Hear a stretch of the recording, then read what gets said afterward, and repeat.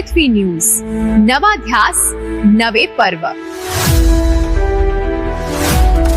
कृष्णातील ऐतिहासिक विजयानंतर आमदार अतुल भोसले यांचा मुख्यमंत्री फडणवीसांकडून गौरव।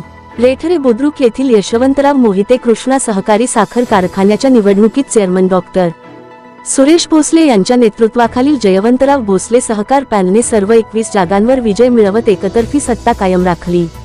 या ऐतिहासिक विजयानंतर आमदार डॉक्टर अतुलबाबा भोसले पावसाळी अधिवेशनासाठी मुंबईत दाखल झाले असता विधान भवनात मुख्यमंत्री देवेंद्र फडणवीस यांनी त्यांचे विशेष अभिनंदन केले।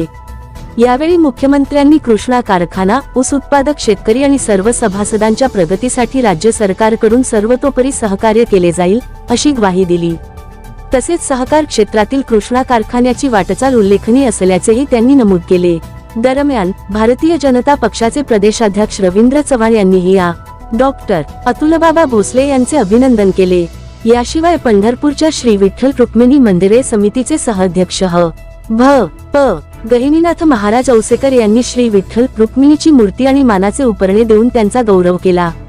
यावेळी आळंदी देवस्थानचे विश्वास्त योगी निरंजननाथ, पंढरपूर देवस्थानचे कार्यकारी अधिकारी राजेंद्र शेळके, निळोबाराय देवस्थानचे विश्वास्त अशोक सावंत यांच्यासह अनेक मान्यवर उपस्थित होते।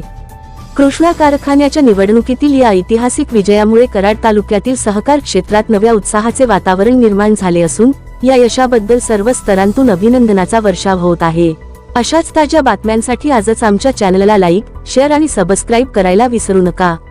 सागर दंडवते, पृथ्वी न्यूज, कराड।